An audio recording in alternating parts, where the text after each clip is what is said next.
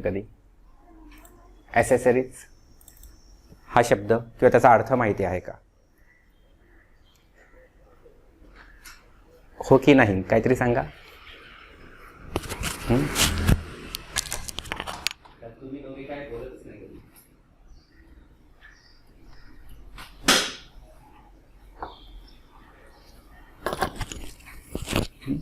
ऐकलाय की नाही ऐकलाय? ऐकलेला आहे. कशाच्या संदर्भात आपण हा शब्द जास्त उपयोगामध्ये आणतो किंवा याचा वापर करतो माहीत आहे? नाही? ठीक आहे. जनरली याचा ॲसेसरी शब्दाचा उपयोग आपण मोबाईलच्या बाबतीत जास्त करतो. एखादा नवीन मोबाईल तुम्ही घेतल्यानंतर त्याच्यासाठी कवर घेता, त्यासाठी हेडफोन कदाचित घेता, तुम्ही स्क्रीन गार्ड काय बसवता, तर हे सर्व जे इतर गोष्टी आहेत मेन मोबाईलसाठी त्या इतर गोष्टींना ॲक्च्युली ॲसेसरीज असं म्हटलं जातं. बरोबर आहे. मग तशाच प्रकारचे आपण असं थोडक्यात म्हणूया की आपण मेन प्रोग्राम तर येणाऱ्या दिवसांमध्ये शिकणार आहोत. त्यात तुमचा वर्ड आहे, एक्सेल आहे किंवा पॉवर पॉईंट आहे, पण त्याच्या जोडीला कॉम्प्युटरवरती काम करत असताना तुम्हाला इतर काही छोटे छोटे प्रोग्राम पण वापरावे लागतील आणि त्या प्रोग्रामना ॲसेसरी प्रोग्राम म्हणतात. आणि हे जे काही प्रोग्राम आहेत हे इनबिल्ट तुमच्या विंडोज ऑपरेटिंग सिस्टममध्ये असतात. म्हणजे अगदी तुमचं जुनं एखादं विंडोज घेतलं, अगदी एकदमच मागे जायचं म्हटलं तर 2002 साली विंडोज XP आलं होतं. त्याच्यानंतर मग तुमचं 2007 साली विंडोज 7 आलं होतं आणि त्याच्यानंतर मग तुमचं विंडोज 8 जे जास्त पॉप्युलर नाही झालं. ऑफकोर्स विंडोज 10 जे आपण आता शिकतोय आणि विंडोज 11 आहे. तर कोणतीही विंडोजची ऑपरेटिंग सिस्टम घेतली त्याच्यामध्ये हे ॲसेसरीज प्रोग्राम तुम्हाला नेहमी बघायला मिळणार आहेत. मग आता हे असे कोणकोणते ॲसेसरी प्रोग्राम आहेत ते मला कुठे मिळतील? तर नीट जर पाहिलं तर त्याचा पाथ आपण इथे दिलेला आहे. तर तुम्हाला स्टार्ट बटनवर क्लिक करायचं आहे. स्टार्ट बटनमध्ये विंडोज ॲसेसरीजमध्ये मग तुम्ही एखादं ॲप्लिकेशन निवडू शकता. जर आता इथे पाथ पाहिला तर इथे मी चित्रामध्ये तुम्हाला दाखवलेलं आहे किंवा तुम्ही देखील इथे स्टार्टवरती क्लिक करा. स्टार्टवरती क्लिक करून इथे प्रोग्रामची यादी आपल्याला सर्व स्टार्ट मेनूमध्ये दिसते आणि ह्या प्रोग्रामच्या यादीमध्ये विंडोज ॲसेसरीज म्हणजे डब्ल्यूवरनं कुठेतरी ते सुरू होणार आहे. तर आपण इथे आल्यानंतर इथे विंडोज ॲसेसरीजचा प्रोग्रामचा ग्रुप दिसतो आणि ह्या ग्रुपवरती क्लिक केलं की तुम्हाला वेगवेगळ्या प्रकारचे विंडोज ॲसेसरीजचे प्रोग्राम आहेत ते बघायला मिळतात. आता यातले सर्वच उपयोगाला येतील का असं मी म्हणणार नाहीये, पण त्यातले काही असे प्रोग्राम आहेत ज्यांची माहिती तुम्हाला असणं गरजेचं आहे. कारण भविष्यामध्ये जेव्हा तुम्ही जॉब करणार आहात किंवा तुमचा एखादा स्वतःचा काही बिझनेस करणार आहात तर त्या ठिकाणी जेव्हा कॉम्प्युटरचा वापर करण्याची वेळ येणार आहे तर तुम्हाला यांची गरज पडणार आहे. मग आता असे कोणकोणते ॲसेसरी प्रोग्राम आहेत जे आपल्याला माहिती असायला हवे? तर त्यातला सर्वात पहिला आणि अतिशय महत्त्वाचा प्रोग्राम आहे त्याला म्हणूया आपण कॅल्क्युलेटर. आता साहजिक मनामध्ये तुमच्या प्रश्न येऊ शकतो की सर कॅल्क्युलेटर काय मार्केटमध्ये विकत पण मिळतो आधी 200-300 रुपयाला किंवा आपल्या मोबाईलमध्ये सुद्धा कॅल्क्युलेटर आहे त्याचा पण मी वापर करू शकतो? हो, निश्चित करू शकता. मग याच्यात वेगळं काय आहे तेवढं आपण आता शिकण्याचा प्रयत्न करू. आता विंडोज 10 मध्ये कधीही कोणताही प्रोग्राम किंवा ॲप्लिकेशन जर तुम्हाला सुरू करायचा असेल तर प्रत्येक वेळी स्टार्ट मेनूमध्ये सुद्धा जायची गरज नसते. तुम्ही काय करू शकता, इथे आपल्याला हा सर्चचा बॉक्स दिलेला आहे आणि या सर्च बॉक्समध्ये संबंधित जो प्रोग्राम तुम्हाला ओपन करायचा आहे त्याचं फक्त नाव टाईप करा. म्हणजे या ठिकाणी मी क्लिक करतो आणि नाव टाईप करतो. जसं मला कॅल्क्युलेटर हवंय, कॅल्क्युलेटर असा शब्द मी आणि पूर्ण नाव पण टाईप करायची गरज नसते. तुम्ही त्या नावातले पहिले 2-3 अक्षरं जरी टाईप केली तरी तो लगेच सर्च करायला सुरुवात करतो आणि सर्च करून त्याने मला कॅल्क्युलेटरचा ॲप इथे ओपन करून दिलेला आहे. मी त्याच्यावरती क्लिक करतो की लेक्चर लगेच काय होईल, तुमचा कॅल्क्युलेटरचा ॲप्लिकेशन आहे ते आता इथे चालू झालंय. आता हे जे काय कॅल्क्युलेटरचं ॲप्लिकेशन आहे हे नॉर्मल ॲप्लिकेशनच आपल्याला दिसतंय. विशेष म्हणजे आधी तुमच्या मोबाईलमधलं कॅल्क्युलेटर सुद्धा तुम्ही ओपन केलं तर असंच दिसतं. आणि आपण जे डे टू डे कॅल्क्युलेशन करतो जसं 56 - 3 आणि इक्वल टू दाबलं की आपल्याला उत्तर येतं. हे सिंपल आहे. पण ह्या कॅल्क्युलेटरची खासियत काय तर याच्यामध्ये वेगवेगळे मोड तुम्हाला दिलेले आहेत. ते जर आपण आता पाहूया. त्यासाठी ह्या 3 लाईन ज्या दिसतात ज्याला मेनू म्हणतो त्याच्यावरती जायचं आणि त्याच्यात सध्या आपण स्टँडर्ड कॅल्क्युलेटरमध्ये काम करतोय. तेच जर तुम्ही सायंटिफिक घेतलं तर सायंटिफिक बटन्स तुम्हाला अवेलेबल झाले. आधी 10 किती तुम्हाला कॅल्क्युलेट करायचं आहे, तुम्हाला रूट कॅल्क्युलेट करायचं आहे, तुम्हाला स्केअर कॅल्क्युलेट करायचं आहे किंवा 1/x, x म्हणजे कोणतीही व्हॅल्यू असू शकते. तर हे सर्व जे सायंटिफिक कॅल्क्युलेशन्स आहेत हे देखील तुम्ही करू शकता. तुम्हाला माहिती असेल की सायन्सच्या विद्यार्थ्यांना FY पासून त्यांना कॅल्क्युलेटर अलाउड असतो, पण तो जो कॅल्क्युलेटर आहे एक्झाममध्ये तो सुद्धा सायंटिफिक कॅल्क्युलेटर असतो. सेपरेट मार्केटमधून आपल्याला तो परचेस करावा लागतो. तर ती सर्व कामं तुम्ही इथे देखील इझिली करू शकता. दुसरे आणखी कोणते मोड आपल्याला दिलेले आहेत? एक नंतर दिलेला आहे ग्राफिंग आहे आणि प्रोग्राम आहे, पण ह्या मोडचा वापर आपण सहसा जास्त करत नाही. आपल्यासाठी जास्त कामाला येणार आहे स्टँडर्ड आणि सायंटिफिक. याच्या व्यतिरिक्त आपल्याला आणखी महत्त्वाची गोष्ट काय दिलेली आहे ज्याचा वापर आपल्याला नेहमी कामामध्ये होणार आहे ती म्हणजे तुमचं डेट कॅल्क्युलेशन. आता इथे डेट कॅल्क्युलेशनमध्ये गेल्यानंतर डेट कॅल्क्युलेट करण्याच्या 2 मेथड किंवा 2 पद्धती तुम्हाला दिलेल्या आहेत. इथे जसं डिफरन्स बिटवीन डेट्स आणि ॲड ऑर सबट्रॅक्ट डेट. आपल्याला सर्वांना माहीत आहे की भविष्यामध्ये जेव्हा कधीही आपण कॉम्प्युटरवरती काम करतो किंवा एकंदरीतच कोणत्याही प्रकारचं जेव्हा काम करतो त्याच्यामध्ये डेट कॅल्क्युलेशन अतिशय महत्त्वाचं असतं. आता सिंपल तुमचंच एक्झाम्पल घ्या. तुम्ही आता ग्रॅज्युएशन केलेलं आहे आणि तुम्हाला आता एखादा ऑनलाईन फॉर्म भरायचा आहे. पण ऑनलाईन फॉर्म भरताना विशेषतः आपल्याला तिथे सांगितलेलं असतं की तुमची एक्झॅक्ट जे एज आहे ते तुम्हाला त्या ठिकाणी फिल करायचे. आता एक्झॅक्ट एजचा अर्थ असा आहे की जनरली आपण आपल्याला किती वर्षाचे आपण झालो ते पटकन सांगता येतं, पण किती वर्ष किती महिन्याचे झालो ते सांगताना आपली गडबड होते. मग त्या प्रकारचे कॅल्क्युलेशन तुम्ही इथे सर्च करू शकता. तर आपण एक कॅल्क्युलेशन करून बघूया. जसं इथे डिफरन्स बिटवीन डेट्स ह्या ऑप्शनची मी निवड करतो आणि इथे फ्रॉम म्हणजे काय, तर त्याने आजची तारीख घेतलेली आहे 27 जानेवारी आणि इथे टू. आता इथे फ्रॉम आणि टू दोघांमध्ये सेमर डेट दिसते, पण मला समजा माझं एज आता कॅल्क्युलेट करायचं आहे तर मला फ्रॉममध्ये कोणती तारीख येणार आहे, माझी जन्मतारीख येणार आहे. तर मी तिथे क्लिक करतो आणि इथे वर्षाच्या नंबरवरती क्लिक करून आपण एखादं वर्ष जे आहे ते निवडू शकतो. तर मी थोडंसं मागे जातो. असं आपण गृहीत धरू की 1983 माझा जन्म झालेला आहे, त्याच्या जुलै महिन्यात आणि 15 तारीख. सो 15 जुलै 1983 ही माझी बर्थ डेट आहे असं गृहीत धरू आणि इथे आजची डेट आपली आलेली आहे. तुम्ही जर खाली नीट पाहिलं तर माझं एज ऑटोमॅटिक कॅल्क्युलेट झालेलं आहे. म्हणजे त्या ठिकाणी 38 years 6 months 1 week and 5 days. Even फक्त दिवसांमध्ये पाहिजे तर ते फक्त दिवससुद्धा मला या ठिकाणी पाहायला मिळतात. म्हणजे सांगण्याचं तात्पर्य एवढं की जर भविष्यात तुम्हाला कधी अशा प्रकारे डेट बरोबर काम करायचं असेल आणि एक्झॅक्ट तुम्हाला एज जर तुमचं कॅल्क्युलेट करायचं असेल तर तुम्ही असं इझिली करू शकता. इतकं क्लिअर आहे? नक्की पुढे जाऊया. आता त्या सेकंड ऑप्शन आहे ते पण आपल्याला कामाचं आहे, ॲड ऑर सबट्रॅक्ट डेट्स. आता बऱ्याचदा फायनान्शियल कॅल्क्युलेशनमध्ये आपल्याला याची मदत होते. तर तुम्ही कधी जर बँकेत गेलात तर बँकेत पैसे गुंतवणूक करण्यासाठी एक स्कीम असते ज्याला फिक्स्ड डिपॉझिट असं म्हणतात. माहिती आहे त्याबद्दल काय असतं? ऐकलं त्याबद्दल कधी? सांगू शकता फिक्स्ड डिपॉझिट काय असतं? अच्छा, बँकेत अकाउंट आहेत की नाहीत? आहेत. आणि बँकेत किती वेळा जाता? महिन्यातून, वर्षातून? का जातच नाही? जायला हवं. आता तुमचं ग्रॅज्युएशन होत आलेलं आहे किंवा झालेलं आहे आणि तुम्हाला फायनान्शियल काय म्हणूया नॉलेज जे आहे ते असणं आता गरजेचं आहे. कारण ही तुमची खरी वेळ आहे फायनान्शियल नॉलेज घेऊन लगेच इन्व्हेस्टमेंट किंवा गुंतवणूक सुरू करण्याची. डोंट वरी, त्याच्याबद्दल एक वेगळ्या लेक्चरनंतर आपण कोर्सच्या शेवटी देतो. आता फिक्स्ड डिपॉझिट म्हणजे नेमकं काय असतं, तर तुम्ही एक ठराविक रक्कम बँकेमध्ये गुंतवायची असते आणि त्याच्यावरती तुम्हाला व्याज मिळतं. पण ती ठराविक रक्कम काही विशिष्ट पिरियडसाठी असते, 1 वर्ष 2 वर्ष 3 वर्ष जे काय असेल ते. तुम्ही कधी बँकात गेला तर तिथे एक मोठा चार्ट लावलेला असतो आणि त्या चार्टवरती किती दिवसांसाठी पैसे गुंतवले तर किती टक्के व्याज मिळेल असं एक लिहिलेलं असतं. ओके. आता मी असं गृहीत धरतो की मी समजा 3 वर्ष, तिथे दिवसांमध्ये जनरली असतं, तुम्ही त्या चार्टकडे पाहिलं तर समजा असं गृहीत धरा की मला तिथे स्कीम एक दिसते. त्या स्कीममध्ये म्हटलंय की बाबा तुमचं काहीतरी 900 दिवसांसाठी जर तुम्ही पैसे गुंतवलेत तर एवढा टक्के व्याज मिळेल. आता समजा असं गृहीत धरा की माझी जी डेट आहे, मी आज या ठिकाणी समजा पैसे गुंतवले. ओके. तर मी आजची डेट जी आहे ती त्या ठिकाणी सेट करून घेतो. तर आज आपलं आता 2022 चाललेलं आहे, जानेवारी चालू आहे आणि 27 तारीख. तर 27 जानेवारी 2022ला मी त्या ठिकाणी पैसे गुंतवले आणि त्याच्यात आता किती दिवसांनी मला ते पैसे किंवा मॅच्युरिटी होणार आहे, माझी पैसे मिळणार आहेत व्याजासकट, तर मी असं गृहीत धरतो की त्या ठिकाणी मला 555 दिवसानंतर पैसे रिटर्न मिळणार आहेत व्याजासकट.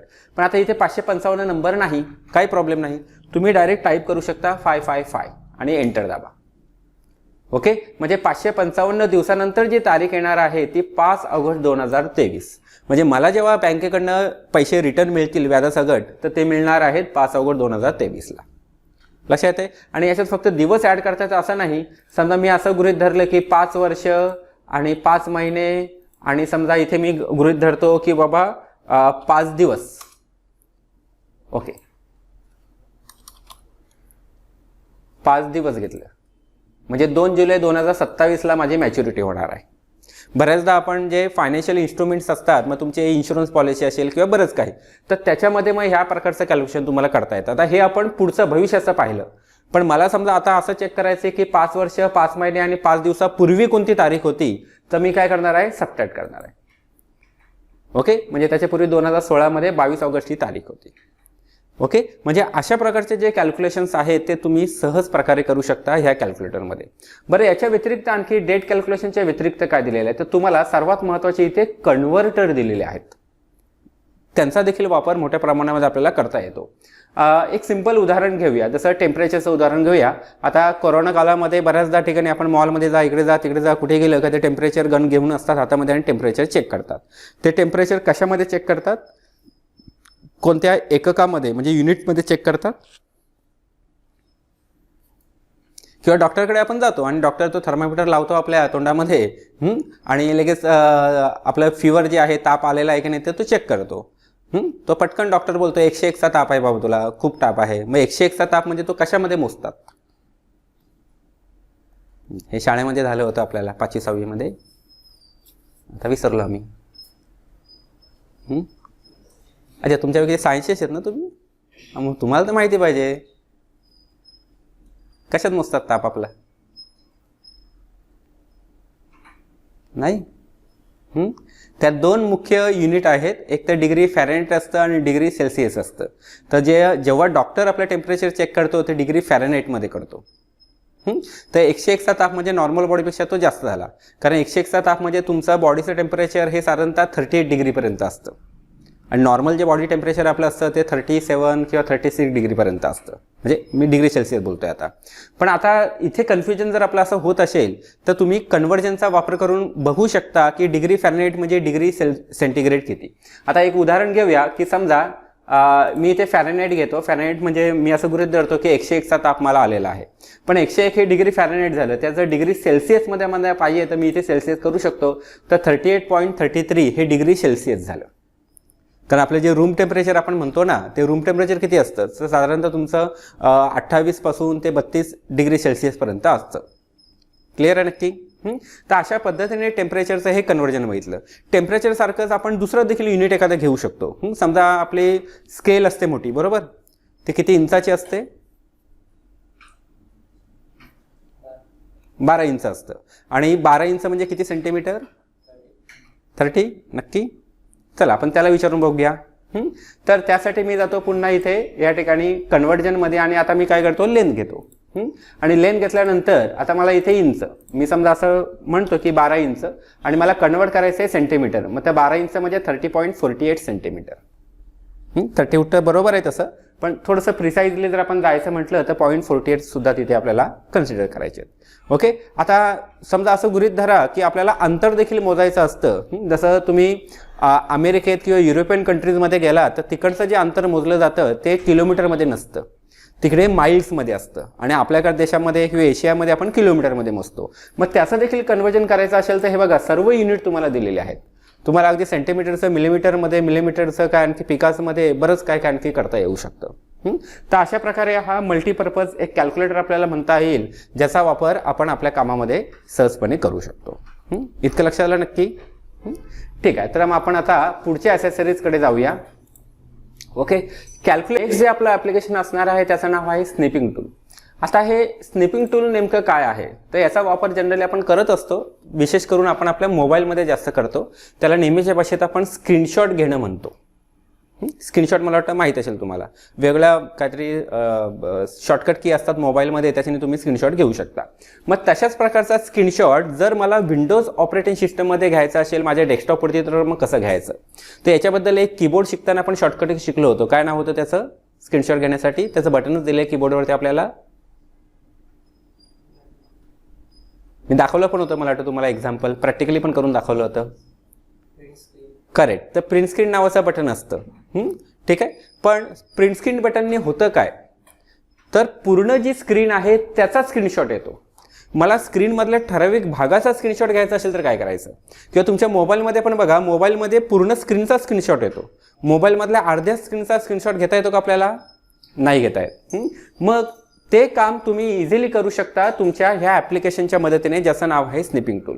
तर मी नेहमीप्रमाणे काय करतो, स्निपिंग टूल जे आहे ते ओपन करून घेतो. आता हे जे काही स्निपिंग टूल आहे तर हे स्निपिंग टूल दिसतंय आणि ह्या स्निपिंग टूलच्या मदतीने तुम्ही ठरवू शकता की तुम्हाला कोणत्या भागाचा स्क्रीनशॉट घ्यायचा आहे. मग त्यासाठी निवड तुम्हाला करण्यासाठी ते वेगळे मोड दिले, जसं फ्री फ्रॉम दिले. फ्री फ्रॉमचा अर्थ काय, तर तुम्ही इथे ठरवा, तुम्हाला जसा असा ड्रॉइंग करून तुम्ही ठरवा की तुम्हाला किती स्क्रीनशॉट आहे. बघा एवढा स्क्रीनशॉट आला, जेवढं तुम्ही निवड केली तेवढं, ज्याला म्हणूया आपण फ्री फ्रॉम. ओके. किंवा तुम्हाला रेक्टँगल स्निप पण आहे. समजा मी न्यू मध्ये गेलो, आता इथे आणखी वेगळे मोड आहेत. रेक्टँगल आहे म्हणजे चौकोनी आकाराचा येईल, किंवा तुम्हाला विंडो स्निप येईल. विंडो स्निपचा अर्थ काय होतो, जे कोणतेही ओपन प्रोग्राम आहे त्या प्रोग्रामचाच फक्त तुम्हाला स्क्रीनशॉट पाहिजे. समजा मगाशी जसं मी कॅल्क्युलेटर ओपन केलं होतं स्क्रीनवरती, तर मला कॅल्क्युलेटरचा स्क्रीनशॉट पाहिजे तर तेवढंच मिळू शकतो आपल्याला. आणि फुल स्क्रीन म्हणजे पूर्ण स्क्रीनचा मिळेल आपल्याला. म्हणजे हे वेगळे मोड आहेत. मी सध्या रेक्टँग्युलर घेतो इथे, आणि रेक्टँग्युलर घेतल्यानंतर मी हा एवढा रेक्टँगल इथे ड्रॉ करतो. बघा स्क्रीनशॉट घेतला त्यांनी. ओके. स्क्रीनशॉट घेतल्यानंतर इथे आपल्याला सेव्हचं बटन दिलेलं आहे, आणि त्याच्याने काय करू शकता, त्याला ॲज अ पिक्चर म्हणून, त्या स्क्रीनशॉटला ॲज अ पिक्चर म्हणून तुम्ही तुमच्या कामासाठी भविष्यासाठी सेव्ह करून ठेवू शकता. म्हणजे स्निपिंग टूलचा वापर कधी होऊ शकतो. विशेष करून बऱ्याचदा असं देखील होतं की इंटरनेटवरती आपण काम करत असताना एखादी खूप चांगली वेबसाईट आहे, त्याची माहिती आपल्याला दिसते, पण ती जी माहिती आहे त्या माहितीला आपल्याला सेव्ह करता येत नाही, किंवा एखादा पिक्चर दिसतो त्या पिक्चरला सेव्ह नाही करता येत. मग त्यावेळी ह्या स्क्रीनशॉटचा वापर करू शकता. किंवा तुम्ही ऑनलाईन एखादा फॉर्म भरलेला आहे, त्याचं रजिस्ट्रेशन झालेलं आहे, रजिस्ट्रेशन झाल्यानंतर रजिस्ट्रेशनचा नंबर वगैरे समोर दिसतोय, आणि तुमच्याकडे आता लिहून ठेवायला पेन नाही किंवा काही नाही आहे, मग तुम्ही काय करू शकता, याच्याने लगेच स्क्रीनशॉट घेऊन ठेवू शकता ना त्याचा, आणि ते सेव्ह करून ठेवू शकता की भविष्यात तुम्हाला इझिली ते यूज करता येईल. तर अशा पद्धतीने आपण म्हणूया की स्निपिंग टूलचा वापर आहे तो तुम्ही सहजरित्या करू शकता. त्याच्यामध्ये इतर देखील टूल दिलेले आहेत, ज्यांचा नंतर तुम्ही प्रॅक्टिस जेव्हा करणार आहात त्यावेळी त्याचा जरासा उपयोग करून बघा. मी का आता डिटेलमध्ये एकदम जात नाहीये. ठीक आहे. तर अशा पद्धतीने थोडक्यात म्हणूया की आपल्याला स्निपिंग टूलचा वापर होतो. त्याच्यानंतर आणखी एक टूल आहे ज्याचं नाव आहे स्टिकी नोट्स. कधी पाहिलेत तुम्ही स्टिकी नोट्स? मार्केटमध्ये याचा खूप मोठ्या प्रमाणामध्ये वापर केला जातो. इव्हन लोक घरामध्ये पण करतात, ऑफिसमध्ये तो होतोच. पाहिले कधी? केलाय वापर कधी? नाही. काही लोकांच्या घरांमध्ये किंवा तुम्ही ऑफिसमध्ये स्पेशली बघा की त्यांचं जी काम करण्याची जागा असते तिथे मॉनिटरला वगैरे असे ते कागद छोटा चिकटवलेला असते कलरवाले असे. ओके. आणि त्याच्यावरती नोट्स लिहून ठेवतात अशा. तर त्याला म्हणतात स्टिकी नोट. तुम्ही जर कधी स्टेशनरीच्या दुकानामध्ये गेलात तर तुम्हाला स्टिकी नोट बघायला मिळतील. तर एक सॅम्पल आपण बघूया, लक्षात येईल तुमच्या.